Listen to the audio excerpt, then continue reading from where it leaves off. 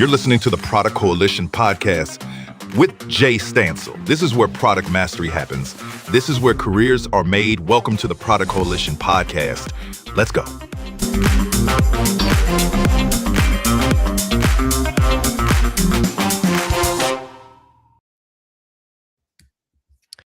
Welcome back to the Product Coalition podcast. I'm Jay Stansel, and today's conversation is one I've been looking forward to because it tackles a problem every product leader has felt, but few know how to fix. My guest is Weiwei Hu. She's an analytics and AI leader who spent her career at the intersection of strategy, operations, and data. She's led initiatives across product analytics, market intelligence, forecasting, pricing, and most recently, AI transformation, helping cross-functional teams connect data insights to product direction and real business decisions. Now, what makes Weiwei's perspective so valuable is the range of it. She's worked at the highest levels of enterprise, driving insights for multi-billion-dollar business lines, leading product market intelligence that connected market and customer data directly to the product roadmaps. She's an author, a data science community chair, and someone who's seen firsthand what happens when analytics works and what happens when it just sits in a dashboard collecting dust. Here's the problem she keeps running into. 98% of the time, the data's probably there. The analytics team did its job, but the insight never makes it into an actual decision. It stays trapped in a report that nobody reads or a dashboard that looks impressive in a meeting, but changes nothing afterwards. So today, we're going to dig into why that disconnect exists and how AI is reshaping the analytics function from the ground up and what product leaders can do to make their data actually drive decisions instead of just decorating those slide decks. Weiwei, welcome to the show. I'm really excited to have you join me today. Thank you, Jay, for the introduction. I'm really excited to be here. You've got such a broad career of experience, and I'm really looking forward to the variety of perspectives and how things have changed throughout your career. Obviously, we're going to be talking about AI today and how that is driving the way you're going about your craft. But wait, before we get into that, could you describe a little bit of your career journey? What was it around data, analytics, and the world of software that attracted you into it in the first place? Yeah, so my background has always been in data analytics and AI leadership. So I spent a large part of my career sitting between data and product and market executive decisions. And I spent a lot of time helping team try to connect strategy with execution and operations and what to do next. So I think today, a lot of companies have a ton of data, dashboards, and reports. And now with AI, the ability to summarize from the data and to be able to generate information is very easy. But what I see is like leaders and executives still struggle to decide what to do next. So I think that's why this conversation is really, really important and matter to me, because it is really critical for us to understand how analytics, especially with AI presenting in front of us, how can analytics move from, okay, here's what happened, to here's what the decision we should be looking for and should change. So AI makes this even more urgent because it can make things happen a lot faster and easier, but it doesn't actually automatically create better decisions or actions for teams and companies. So I really want to have this conversation with you because I want to have a discussion about how AI and analytics can earn more trust, show up more earlier, and how can people use AI more intelligently, connect their work to business outcomes like revenue, profit margin, customer experience, and resource allocation, all of these. Wait, over my 20 years, I've sat in many strategy, either workshops or multi-day off-site sessions where executives are coming together talking about where we've come from, where we are, and where we're going forward. And a lot of time in those strategy workshops, it's all talk and post-it notes and opinions and thoughts. But very rarely has someone been in there, or does everyone who's currently in there have access to data and insights that backs up some of those perspectives? And I often find that in strategy sessions, it's all around the strategy, and then the homework after the strategy session is going and getting the data to determine whether it's the right approach or to validate it a little bit more, as opposed to being able to validate strategy whilst executives are ideating in real time around it. So, my first question for you is, from your experience, why do analytics and strategy often appear disconnected in organizations as opposed to always turn up as one continuous package? Yeah, that's a really good question. I think from my perspective, I think analytics and strategy often feel disconnected because the strategy and all the important conversation start a lot earlier before analytics really kicks in. So strategy, for example, can start with like what the company needs to grow, where does it need to grow, and what are some of the trade-offs? What do we need to have discuss, think about our business model? At those type of level of conversations, I rarely see analytics or analytics team have brought into the conversation. When analytics usually comes in is a little bit after. So when all these business strategy level conversation has already been discussed, and then it kind of reduced to like a smaller, a more concrete set of, I would say, task or requests. For example, like a product leader could say, "Our growth is slowing, but can you build me a dashboard? Can you pull retention metrics?" So, and I think it changes the conversation a little bit because the analytics team do not get all the context of why we need to build this dashboard, why we need to pull the retention data. It all comes to them as a task to complete. So it changes the conversation from solving a business problem to reporting a metric. So I think that's the first problem. So a lot of times, analytics team has been focusing on answering questions. For example, help me pull retention data, help me analyze churn. But a much stronger question for analytics team could be something like, okay, for example, our new users from certain paid channels are dropping very quickly.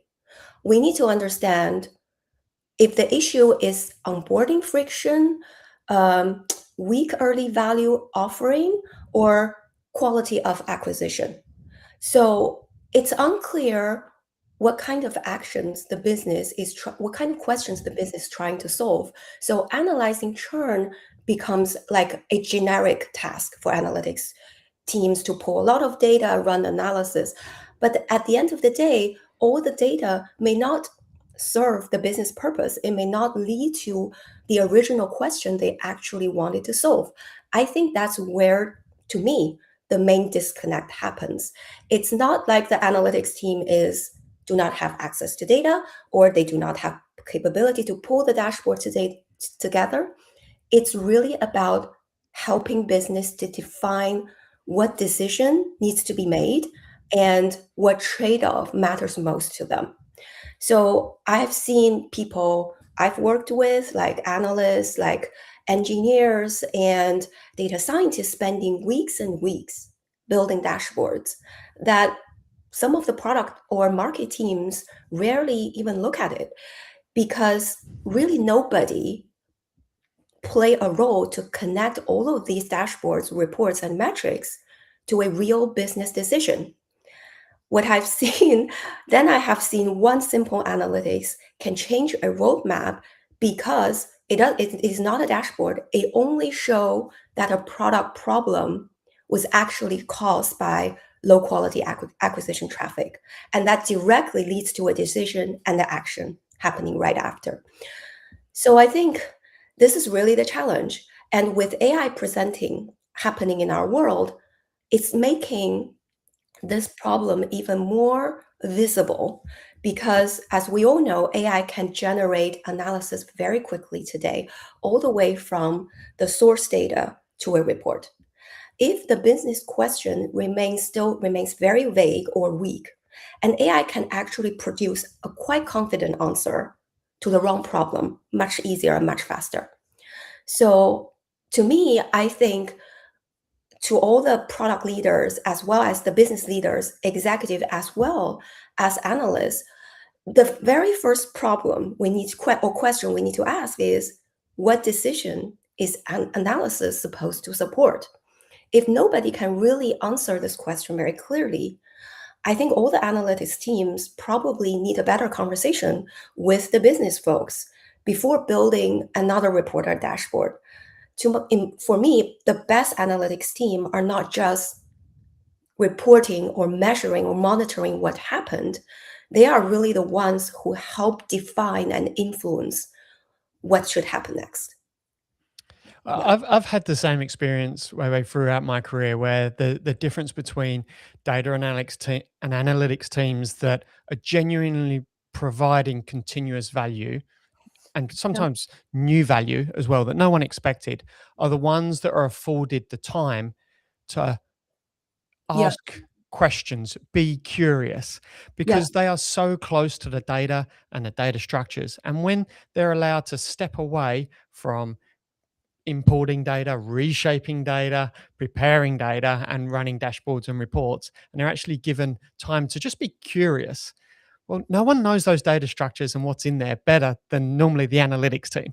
And so when they're afforded that time to just be curious and not deliver Yeah. on questions from people who are stakeholders or superiors, but actually can just have their own time to ask their own questions around the data, that's when genuine curiosity and better questions start to surface for the organization. And then those nuggets of gold from just prospecting randomly on a Friday, looking through a data set, all of a sudden come up that no one was even asking that question. It was a bit like mining for gold and you accidentally find a diamond. Like when you have that time to prospect, those teams are so close to the data sets, they can add unique value if they're afforded the time to go and discover better questions to be asking. So with that in mind, Weiwei, and affording data analytics and engineers more time, can I ask, as AI is taking over more repetitive work, such as sucking in data, preparing data, running reports, etc., where does the really high value human contribution move next as data engineers and scientists and analysts Mhm. are freed up from some of the more low value operational admin type tasks? Yeah, maybe let me step back a little bit. So I think AI is overall, this is also my personal perspective, I think is compressing the work that used to make analytics team or a data engineering team look really valuable. What I mean by that is that a lot of what happened like before, I think generative AI or AI that happened a couple of years ago, an analytics team and engineering team spend a lot of time, let's say, pulling data together, because the value is getting the answer is very hard, right? So you need people who have the right set of skills, who could find the right data, clean up the messy data, write Python, SQL code, join different data sources, build dashboard, calculate metrics, prepare reports. All of these work used to make analytics and engineering team quite valuable. And AI actually is changing this layer very significantly. Today, large language models can write SQL in just a few seconds. Generative AI can summarize really long documents. An AI system can scan reports, detect data anomalies, create first pass analysis, generate like tables, charts, prepare like customer segmentation, come up with explanations, narratives, suggest possible root causes. This is real progress happening, and it's happening really fast. So, but for analytics, the real question is, if this is execution part of analytics work, which used to be quite valuable, and AI can do a lot of it, The question is, where does the value go in tomorrow? I think the value for analytics actually will move away from execution, pure execution, to, I would say, knowledge, insights, and judgment.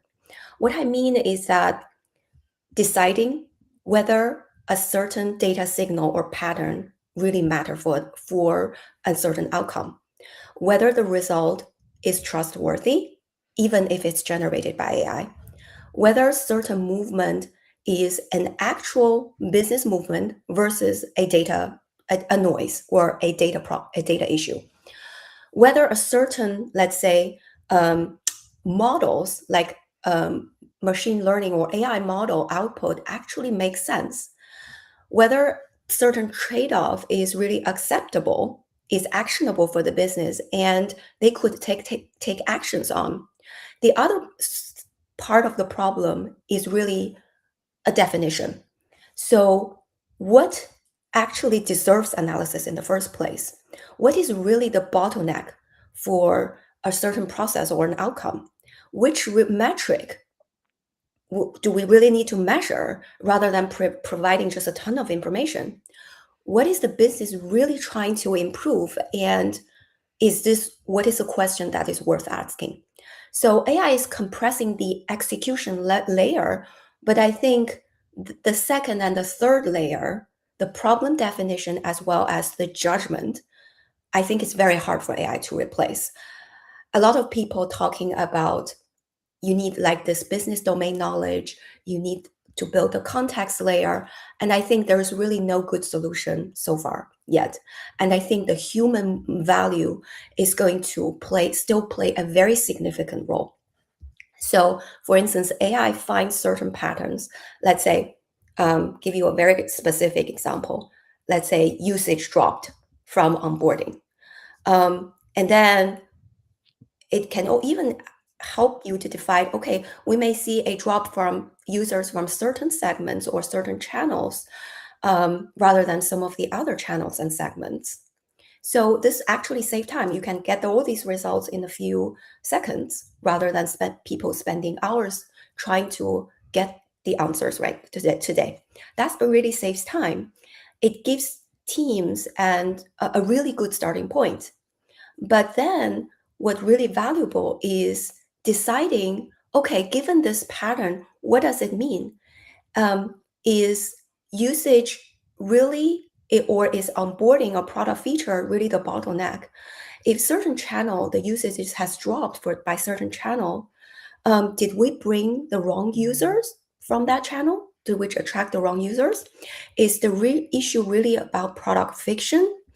Or did some ad promises something the product does not really deliver quickly? So AI can find pattern very easily, but it is really up to the analyst to be able to decide what pattern means and what the business should do next. And I've spent also a lot of my time understanding the impact of pricing.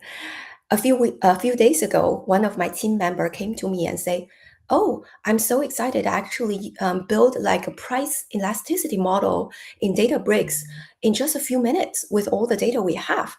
The model sounds really sophisticated and impressive."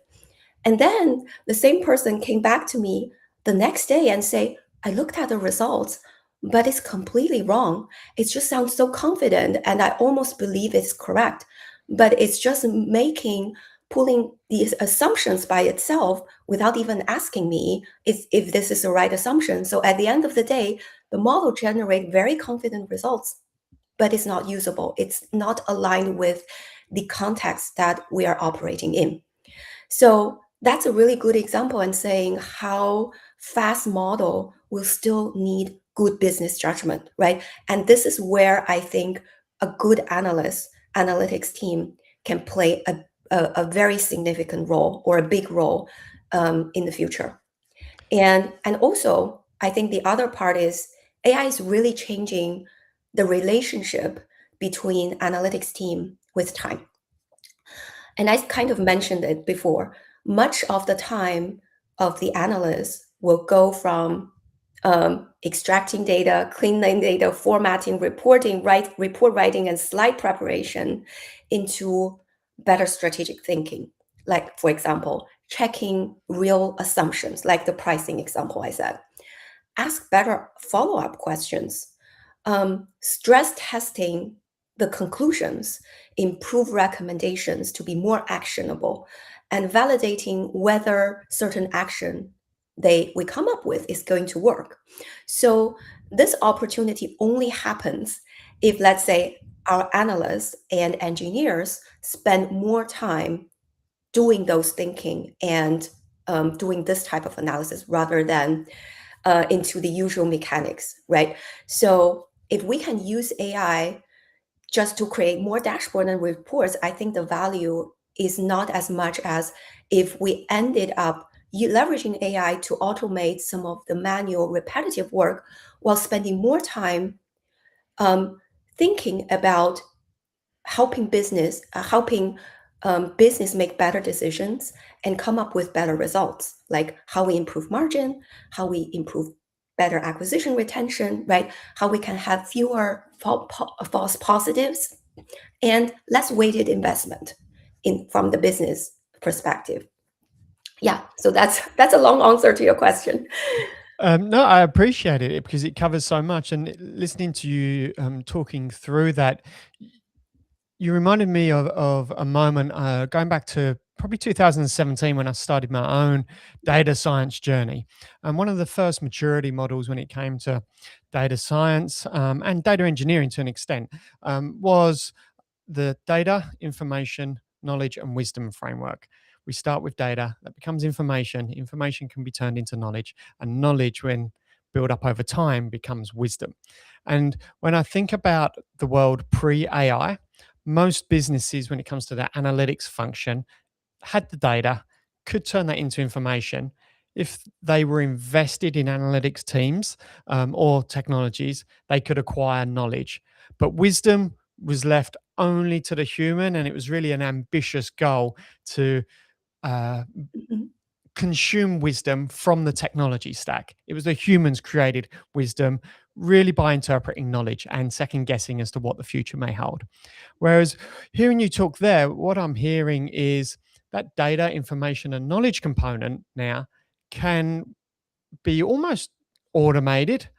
And now more of the analytics team's time can be spent on converting or identifying technologies, models, Yeah, tools to create wisdom out of the technology stack, not just out of the human opinions, or create the wisdom that supports the human opinions, such as strategic direction or pricing change, etc. Um, exactly. Mhm. can I ask, with that in mind, then, Weiwei, as a leader in this space, when you're talking to your peers around you that are in analytics and data, what what's the conversations that you're having that's different that get them to change their mindset?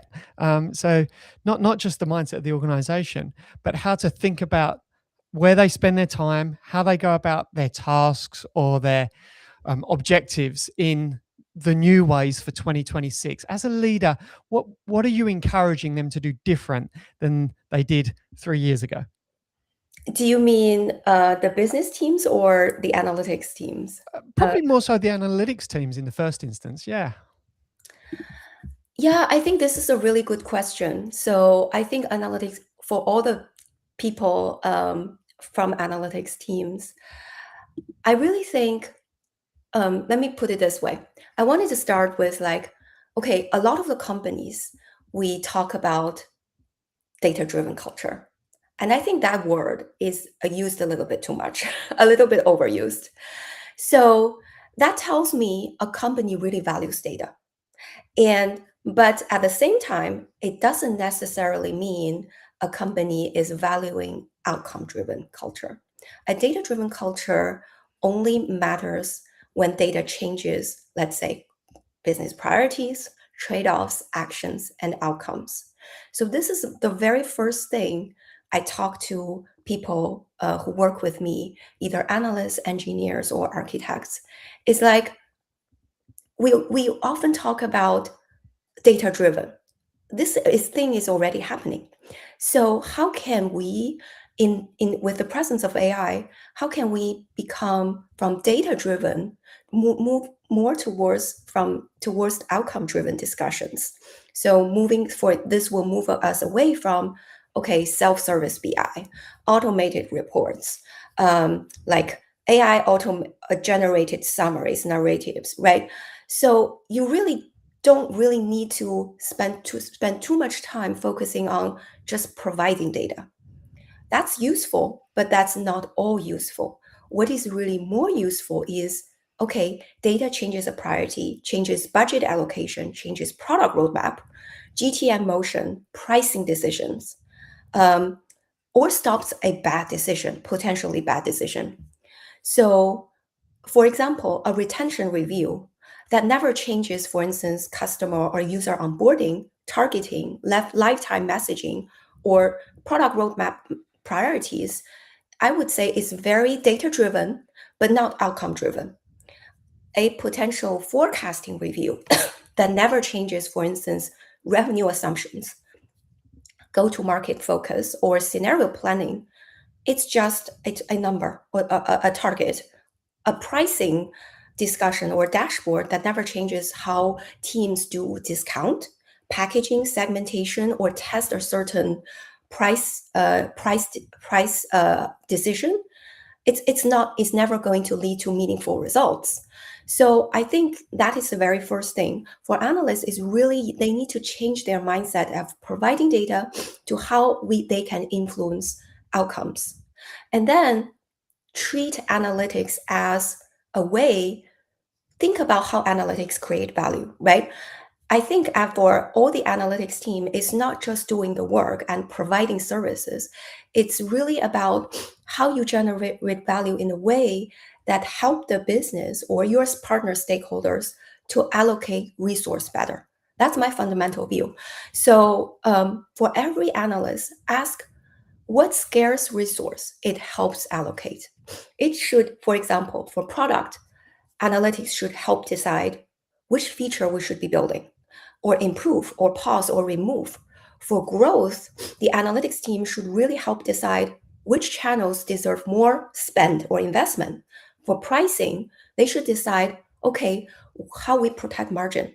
For customer support, you need to decide which segment or which account deserves like our more attention and, for instance, interaction with the customers.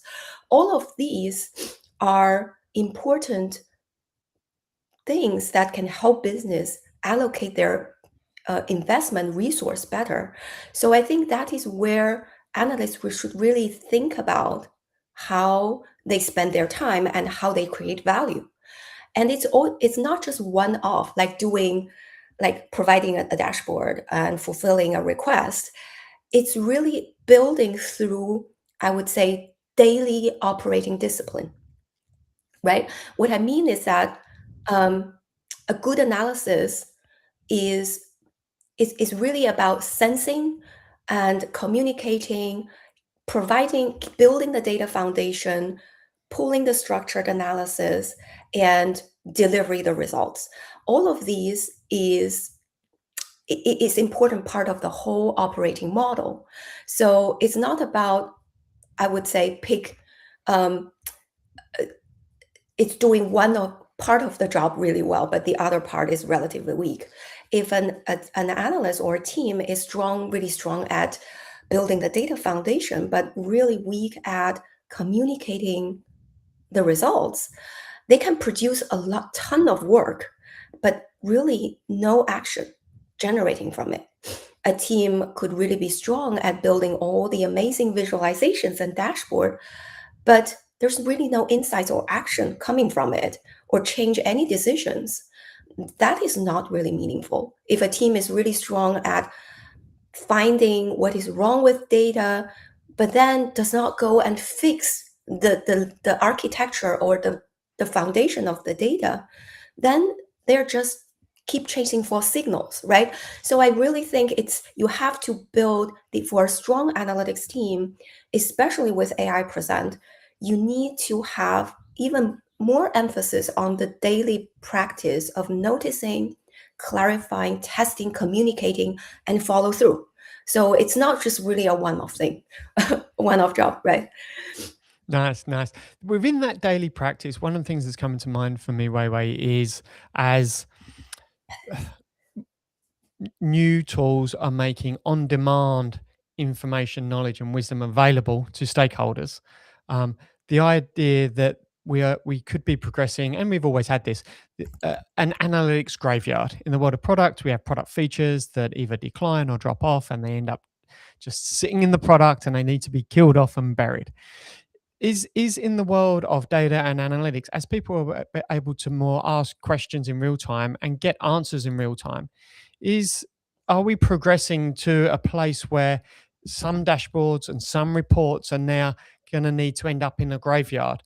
And if so, as a leader, what do you look for to decide when we're no longer going to report on that, or we're not going to maintain Yep. that dashboard anymore? What are some of the decision tree moments that are going through your mind, or that you're thinking about assessing, in order to decide, let's go put that in the graveyard now, we don't need that anymore, we've got better tools Yeah. or technologies or reports to use instead? How do you process that? I get that question honestly fairly recently. So I think for me, the biggest difference is whether analytics change what the business does next. That's my ultimate point of view. I think reports, dashboards, those type of works tells you what happened. And I think that is very different from decision work. Decision work helps teams decide what to do next. So we see a ton of reports, for example, they build very impressive visualizations and shows output something like usage dropped by certain percentage points over time. So I think a better one, a much better output would say, okay, usage dropped by certain percentage point, but I think it's dropped because it's concentrated in, let's say, user onboarding step 3 for paid channel X. This looks more like an acquisition messaging mismatch than a full product onboarding, a customer onboarding design problem. And I would recommend our teams test messaging alignment before rebuilding the entire onboarding workflow. So the first version, and just say usage dropped by X%, is it gives visibility, which is very nice, right? It's better than not having any information. But the second version gives direction and implications and potential actions.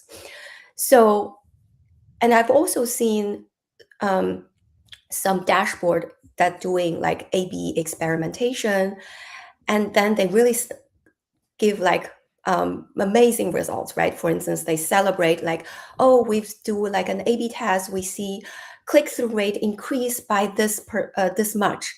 But on the other hand, an analyst, if they really care about this result, they will look at the data and say, oh, by the way, click-through actually increased, but our retention didn't improve. So maybe the team roll out the feature globally because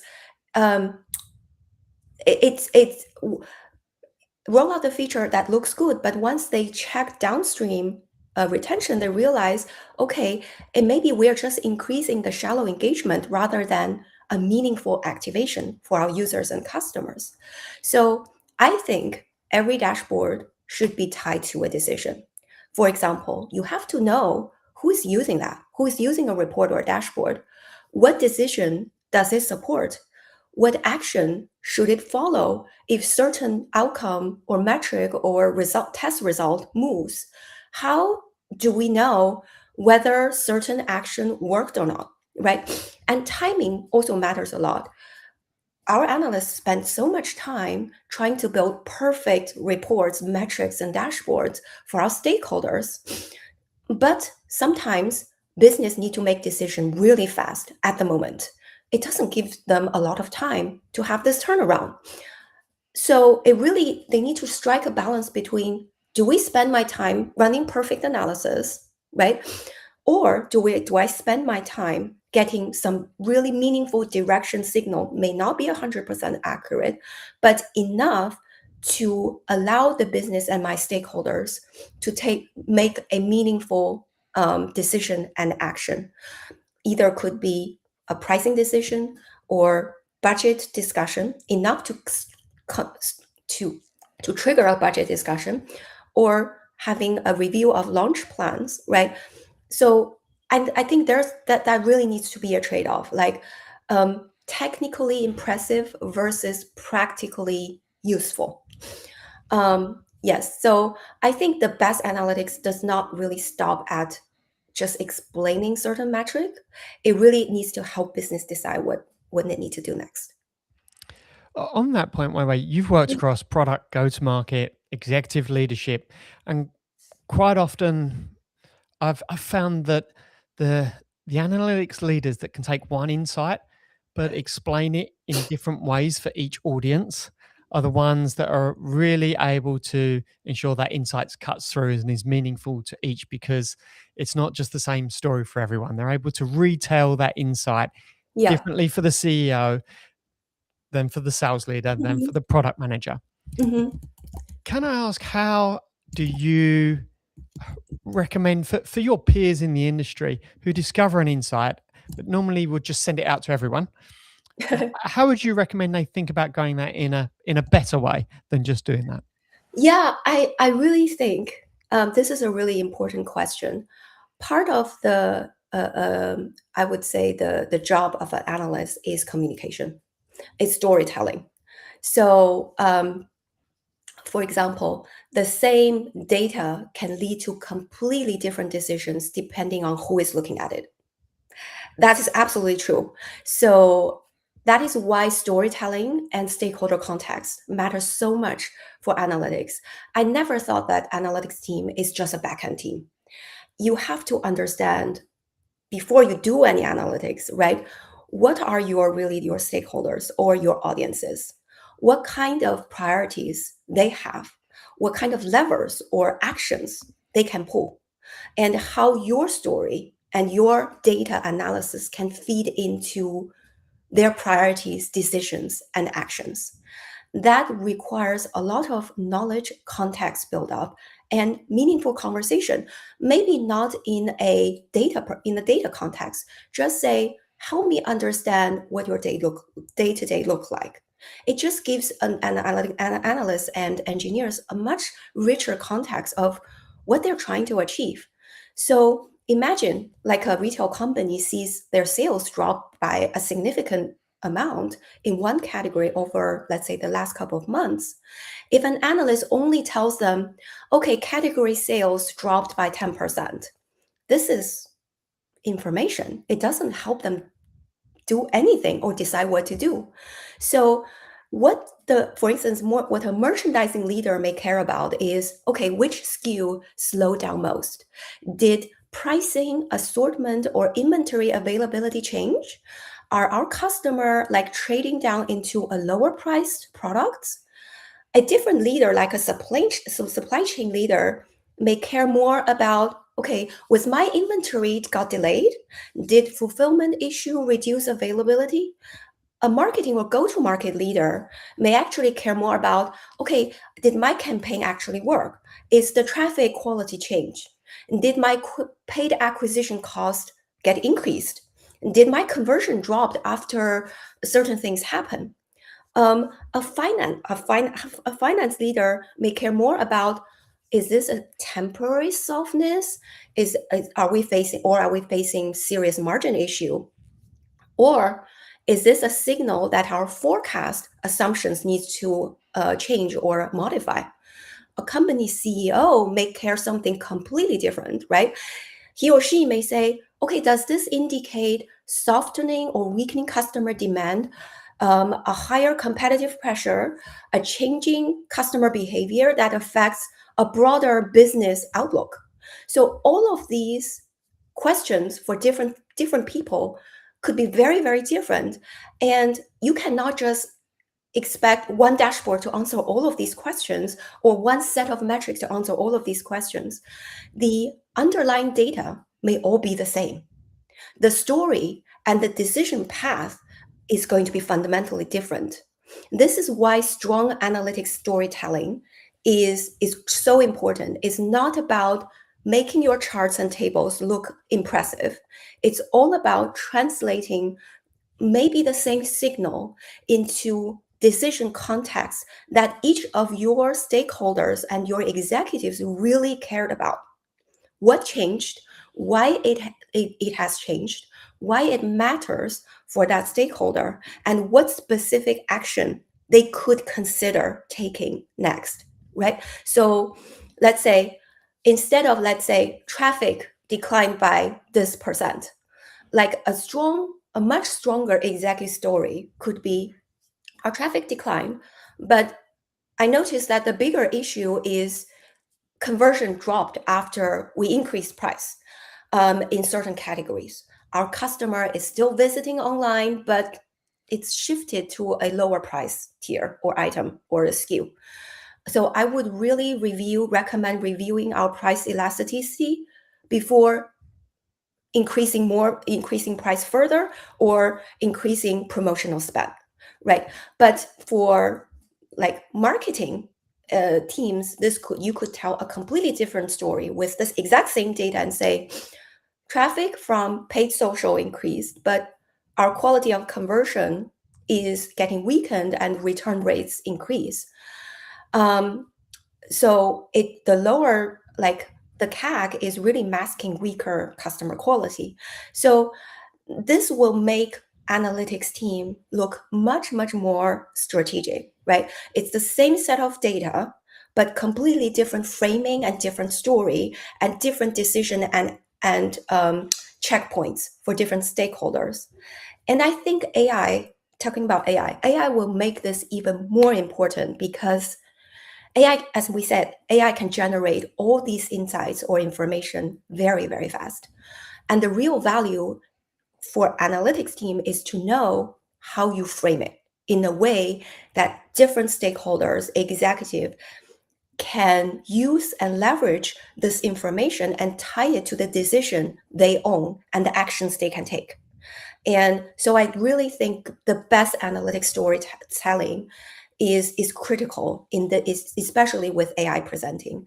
And they should make all of your stakeholders and partners and executive feel like this data and this information really helps me making a better decision or taking a meaningful action next. In an episode that's been all around AI and data analytics, what I'm really taking away from you here, Weiwei, is actually there's lots of technical stuff to do really well. But if you really want to cut through and be in that top couple of percent, it's all around empathy for your stakeholders, understand how they see the world and reframe stories. Just really, really caring about those stakeholders that are consuming the information so you can give them the story in the right way so they can make that fast decision Yeah. that you keep coming back to. And it's actually all about being a really good human in the workplace, as much as this is about being a really good technical operator to achieve that. Yes, yes. I believe AI is going to change analytics in really big ways. Yeah, but I think the teams that can win will not be just the ones that producing impressive dashboards and fast reports. They will be the teams that can leverage AI to ask better questions, trust what is the right signals to share, and help all of our stakeholders and executives make better decisions and faster, more accurately. At the end of the day, really the value of analytics is not just reporting or monitoring or performance measurement. It's the action, the decision, and the business result that follows. So it is my sincere hope, with the help of AI, more analytics team is empowered to influence that decision sooner, because that's where really the value of data and analytics gets created. Yeah. A fantastic point to finish the episode on, Weiwei. I really appreciate you summarizing that so well. Thank you so much for your time today. I really enjoyed this conversation with you. And I also want to give you just a public shout out, appreciation for also your written commitments to the Product Coalition over on Medium. I've really enjoyed your articles and what you've published over there as well. Thank you so much. I really enjoyed the conversation, and thank you for inviting me to this podcast. Absolute pleasure. Absolute pleasure. To the audience, thank you for joining Weiwei and myself for this conversation. If you'd like to learn more about Product Coalition, you can head over to productcoalition.com to discover that. Until the next episode, thank you very much. And that's a wrap for today's episode of the Product Coalition podcast, hosted by Jay Stansel. Got questions or want to explore more topics? Connect with Jay on LinkedIn or join the ever-growing Product Coalition community on Substack. Thanks for listening.